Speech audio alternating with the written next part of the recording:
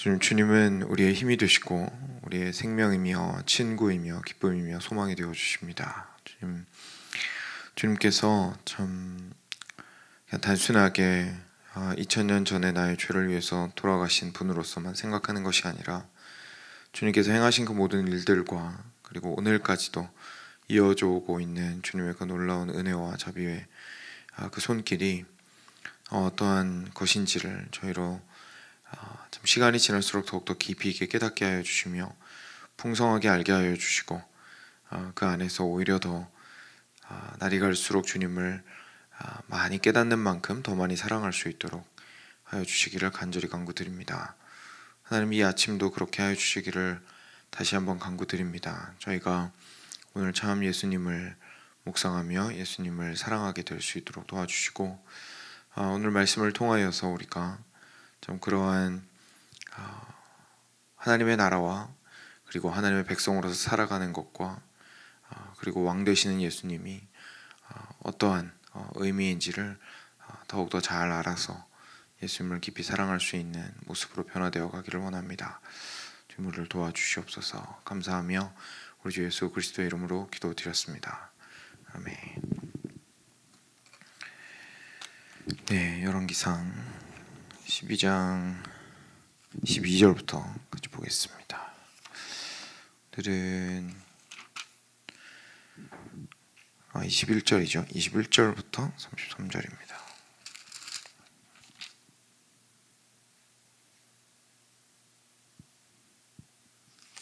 네, 21절부터 33절 같이 읽겠습니다. 제가 먼저 읽겠습니다.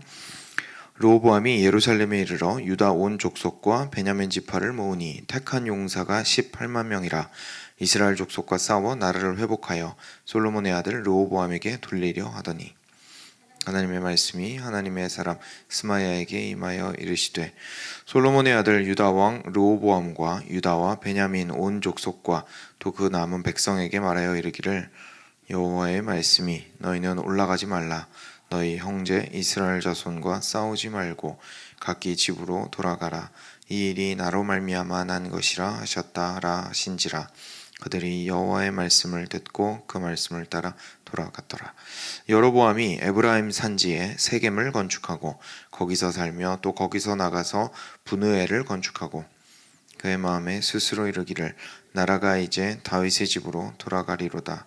만일 이 백성이 예루살렘에 있는 여호와의 성전에 제사를 드리고자 하여 올라가면 이 백성의 마음이 유다 왕 된 그들의 주 르호보암에게로 돌아가서 나를 죽이고 유다의 왕 르호보암에게로 돌아가리로다 하고 두 금송아지를 만들고 무리에게 말하기를 너희가 다시는 예루살렘에 올라갈 것이 없도다. 이스라엘아 이는 너희를 애굽 땅에서 인도하여 올린 너희의 신들이라 하고 하나는 베델에 두고 하나는 단에 둔지라. 이 일이 죄가 되었으니 이는 백성들이 단까지 가서 그 하나에게 경배함이더라. 그가 또 산당들을 짓고 레위 자손 아닌 보통 백성으로 제사장을 삼고 여덟째 달 곧 그 달 15째 날로 절기를 정하여 유다의 절기와 비슷하게 하고 제단에 올라가되 베델에서 그와 같이 행하여 그가 만든 송아지에게 제사를 드렸으며 그가 지은 산당의 제사장을 베델에서 세웠더라. 함께 읽겠습니다. 그가 자기 마음대로 정한 달 곧 여덟째 달 15째 날로 이스라엘 자손을 위하여 절기로 정하고 베델에 쌓은 제단에 올라가서 분향하였더라. 아멘. 네. 이제 르호보암과 여로보암의 이야기가 오늘 이어 승정을 하게 됩니다.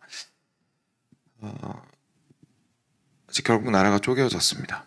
나라가 쪼개어져서 그 이후에 르호보암이 오늘 말씀을 보시면 예루살렘으로 다시 돌아와서 유다 족속이랑 베냐민 지파들을 모았습니다. 거기에 있었던.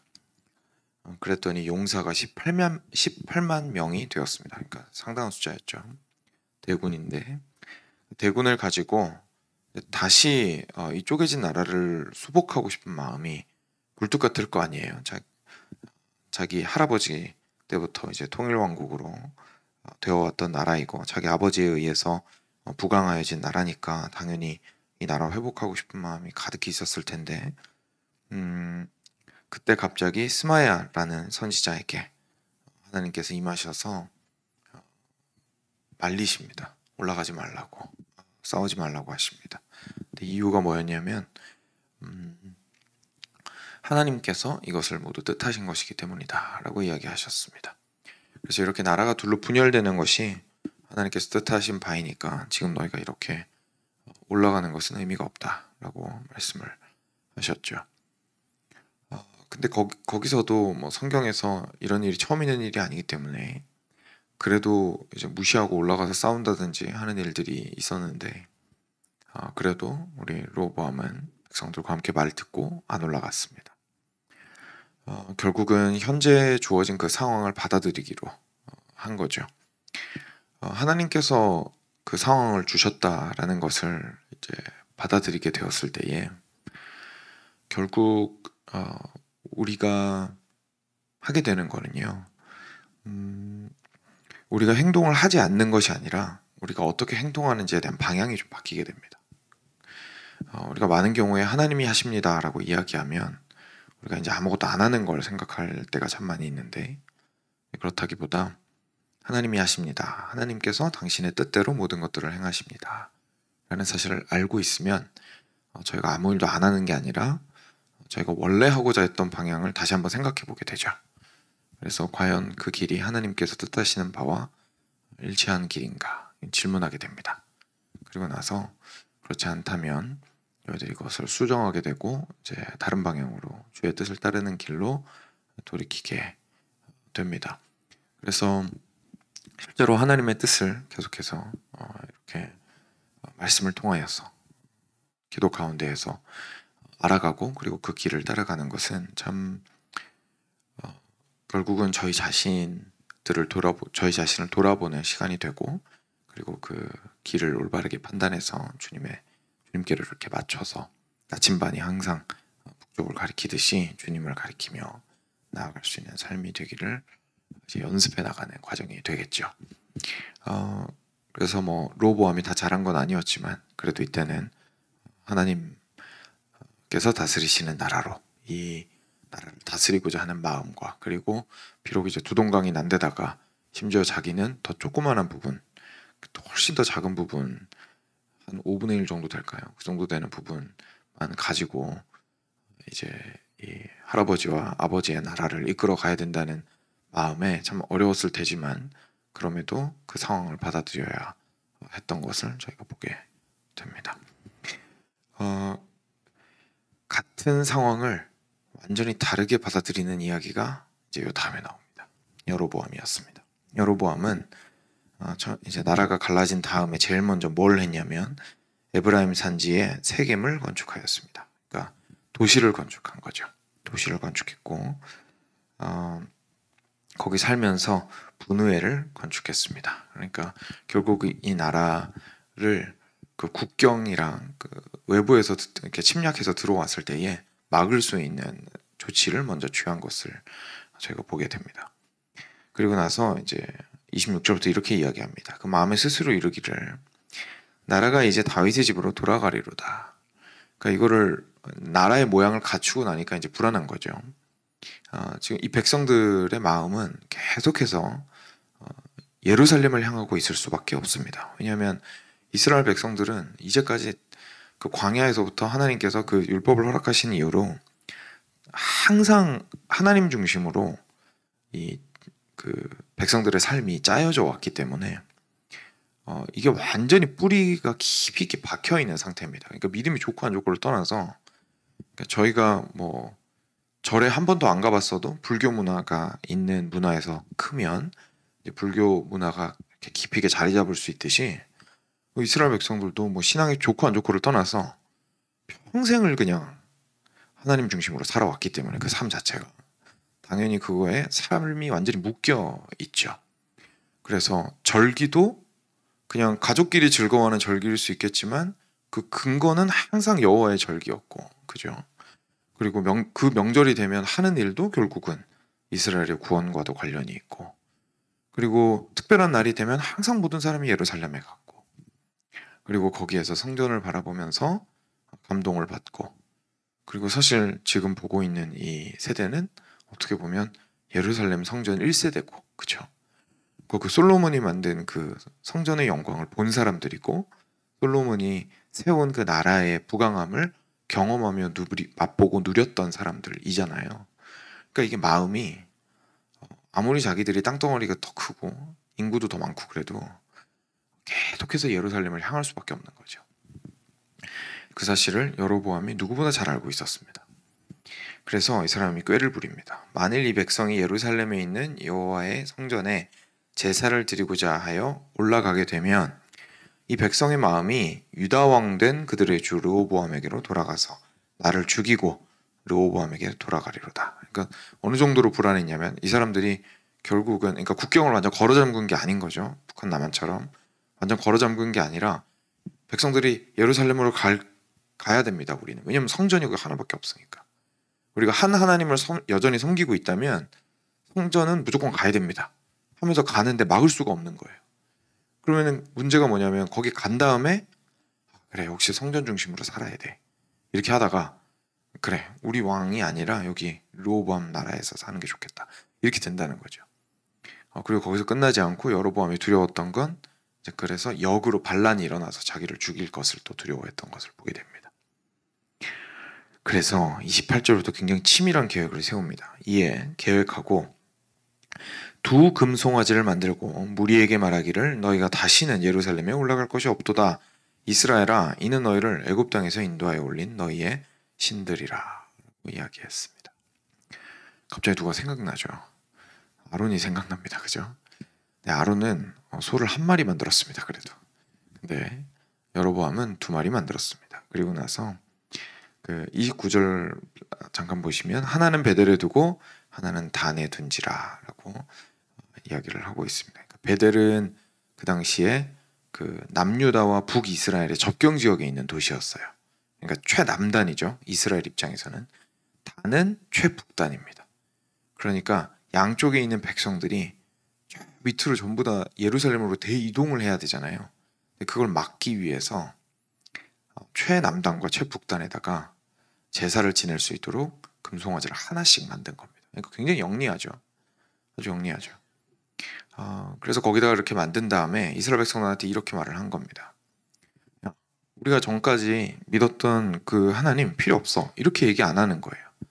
저희는 보통 이제 하나님 대 하나님이 아닌 것의 싸움에만 좀 포커스가 항상 맞춰져 있다 보니까 이 세상 뭐 이런 것들만 주로 생각을 하다 보니까 주로 내가 믿는 하나님이 잘못된 하나님일 수도 있다 이런 생각은 잘 안 하거든요. 근데 사실 아론도 그랬고 지금 여로보암도 그렇고 제시하는 게 뭐냐면 그 하나님 믿지 마라는 얘기를 하는 게 아니라 꼭 그렇게 안 믿어도 돼 이렇게 얘기하는 겁니다. 꼭 그렇게 믿지 않아도 돼 이렇게 믿어도 돼. 그러니까 너희들 이제 저기 예루살렘에 다 가가지고 예배 드려야 된다고 생각했지? 아니야, 내가 간편하게 양쪽으로 딱 만들어줬으니까 니네 가까운데 골라서 가면 돼. 그리고 바로 이 소가 바로 우리 민족을 애굽 땅에서 인도하여 낸 바로 그 하나님이야. 그러니까 이제까지 너희가 믿었던 하나님 신앙을 버리란 얘기가 아니야 이 말이죠. 버리란 얘기가 아니야. 우린 계속 그 신앙을 지킬 거야. 그게 우리 민족의 뿌리야. 그게 우리의 민족이 여기까지 있게 했어. 이 약속의 땅에 인도한 시발점이야. 근데 꼭 그런 식으로 섬기지 않아도 돼. 이렇게 된 겁니다. 그래서 애굽 땅에서 인도하여 올린 너희의 신들이라 라고 엄청난 정말 신성모독이죠. 하나님의 이름을 이 말도 못하고 아무런 능력도 없는 두 금송아지에게 입히게 됩니다. 그래서 30절입니다. 이 일이 죄가 되었으니 큰 죄가 되었죠. 왜냐하면 이게 나라의 왕인데 이렇게 말을 해버려가지고 백성들이 단까지 가서 그 하나에게 경배했기 때문입니다. 그가 또 산당들을 지었습니다. 레위 자손이 아닌 보통 백성으로 제사장을 또 삼았습니다. 그러니까 사람들이 모여서 예배할 수 있는 장소가 필요하니까 좀 높은 곳에다가 이게 산당 이러면 한국말로 산당 이러면 좀 촌스럽게 들리는데 결국은 이제 높은 곳에 위치해 있는 제사 드릴 수 있는 장소를 의미하죠. 그러니까 사실 되게 아름답고 뭔가 있어 보이게 만들지 않았을까요? 그죠? 그래서 그 산당을 만들었습니다. 그래서 레위 자손들이 아니고 보통 백성으로 일단 제사장을 삼았습니다. 그래서 그 제사들을 주관하게 한 거죠. 그리고 나서 8째 달 곧 그 달 15째 날로 절기를 정했습니다. 유다의 절기와 비슷하게 한 거죠. 왜냐하면 이제 유대 달력으로 7월이 굉장히 중요한 달인데 그 중에서 7월 15일이 지금 여기 나오는 건 8월 15일이죠. 유대 달력으로 7월 15일이 초막절이라고 해서 초막절은 처음으로 그 이스라엘 백성이 애굽에서 나와서 그 천막에서 살았던 것을 기념하기 위해서 그 일주일 동안 전부 다 밖에 나가서 온 가족이 천막 안에서 같이 자는, 캠핑하는 그런 날이었습니다. 그러니까 기억하는 날인 거예요. 초막절은 우리 하나님이 우리 조상들을 이렇게 구원해 내셔서 우리한테 이런 나라를 허락해 주셨다. 그리고 천막에서 일주일 동안 자면서 예배하고 제사 지내고 같이 기억하고 추억하고 노래하고 시간 보내고 이렇게 한 거죠. 그러니까 얼마나 그게 또렷하게 인상이 남겠어요. 어린 아이 때부터. 그죠? 엄마 이번 초막절에는 우리 뭐 해 먹을 거야? 뭐 이러고 그죠? 그러면서 막 그랬을 거 아니에요. 우리 이번에도 옛날 얘기 해줄 거야? 그럼 우리 하나님께서 그때 얼마나 놀랍게 우리 백성들을 인도해 오셨는지 우리 다시 한번 기억하는 시간을 가지자. 이렇게 하면서 그 시간들을 보냈던 민족이죠. 그러니까 그날은 모두가 기다리는 날이고 너무 사실 민족의 정체성과 깊이 있게 뿌리박가 있기 때문에 그 날은 뭐 포기할 수가 없는 날이었습니다. 근데 그날을 이제 새롭게 지정을 한 거죠. 8월 15일로. 이제 학자들이 얘기하기로는 7월 15일이 추수감사절이기도 했거든요. 그 이스라엘 백성들한테 초막절이기도 하면서 그동안 있었던 것을 감사하는 날이기도 했습니다. 그래서 이제 레위기의 초막절 제정하는 부분에 가서 보시면 하나님께서 그 이제까지 드렸던 모든 제사와 예물과 그리고 심지어 자원하는 예물에 별도로 초막절을 위한 예물을 드릴 것을 말씀하시거든요. 그러니까 이제 감사의 마음을 표현할 것에 대해서 이야기하시는 거죠. 그래서 이제 학자들은 뭐라 그러냐면 그 북쪽이니까 추수 시기가 조금 늦어지잖아요. 조금 추우니까요. 그래서 한 달 뒤로 미뤘다 이렇게 보는 사람도 있습니다. 그러니까 뭐 이유야 뭐든 간에 하나님께서 이스라엘 전체가 7월 15일 날 그거 지키라고 하셨는데 그거를 자기 마음대로 8월 15일로 옮겨버린 거죠. 자기들한테는 그게 더 알맞다 이렇게 생각했을 수 있을 겁니다. 그래서 유다의 절기와 비슷하게 했습니다. 그리고 나서 베델에서 제단에 올라가서 그날 해야 할 일들은 다 했던 겁니다. 그러니까 뭐냐면은 베델을 제2의 예루살렘화 시키고 싶었던 거죠. 그러니까 단은 이제 약간 캠퍼스처럼 만들어 놓은 거고 그래서 거기에가 가까운 사람들은 걸로 가도 돼 이렇게 이야기를 한 거고요. 대신에 나라 전체의 구심점이 되는 그 제사의 중심점은 베델로 잡으려고 지금 작정을 한 겁니다. 그래서 베델에서 그 절기를 지켰습니다. 그래서 산당 제사장을 베델에서 세웠습니다. 그가 자기 마음대로 정한 달, 곧 8째 달 15째 날로 이스라엘 자손을 위하여 절기로 정하고 베델에 쌓은 제단에 올라가서 분향하기 시작합니다. 아주 굉장히 심각한 죄를 많이 사실 저질렀습니다. 여로보암이. 그 이스라엘 당시에 우리도 뭐 동일하게 믿기는 하지만요. 이스라엘 당시에 일단 예수님이 오시기 전이어서 유대인들의 종교는 좀 더 일신론에 더 가까웠습니다. 그렇죠? 유일신 종교죠. 물론 저희도 이제 굳이 말하자면 유일신 종교이지만 더 정확하게 표현하면 저희는 삼위일체 하나님을 믿는 이제 신앙이죠. 왜냐하면 보통 이제 유일신 이러면은 진짜로 그냥 한 명밖에 없거든요. 네, 그래서 저희는 한 분 하나님이시지만 사무위로 대신 삼위일체 하나님을 믿는 신앙을 가지고 있습니다. 그게 이제 예수님 오시고 성령님 오시고 나서 저희가 그게 이제 잘 정리가 돼서 그런 건데 이 당시 사람들은 그런 거 잘 없었잖아요. 그래서 하나님께서 항상 강조하셨던 게 뭐냐면 나 외에는 다른 신을 너희들에게 두지 말아라. 이 얘기 계속 하셨거든요. 근데 지금 소를 만든 것도 문제인데 소를 2마리 만든 것도 문제인 겁니다. 소를 2마리 만든 것도 문제인 겁니다. 애초에 유일신 사상을 처음부터 완전히 박살을 내버린 거예요. 그러니까 엄청나게 심각한 문제를 가져온 거죠. 단순하게 꼭 우리가 이제까지 믿어왔던 그런 하나님으로 믿지 않아도 돼 라고 말했을 뿐만 아니라 뭐 굳이 뭐 그렇게 한 명일 필요 있나? 이렇게까지 얘기한 거죠. 그러니까 다 그 중심에는 누가 있습니까? 사람이 있는 겁니다. 그러니까 하나님에게 귀를 기울이고 하나님이 내가 누구다라고 말씀하시는 말씀에 근거해서 하나님을 알고 예배하려고 한 게 아니라 내가 생각할 때 편한 방식으로 예배하는 거예요. 뭐 이러면 안 돼? 꼭 굳이 뭐 그렇게 불편하게 그래야 되나? 이렇게 된 거죠. 그리고 거기에 레위인이 아닌 제사장을 세웠다는 것은 또 무슨 말일까요? 쉽게 말해서 레위인이 아닌 사람을 제사장으로 세운 게 하나님에게 불순종한 것도 불순종한 건데 굳이 레위인이 아닌 사람을 제사장으로 세웠다는 생각을 해보면 결국 뭐냐면은 거룩한 거에 관심이 없는 겁니다. 그죠?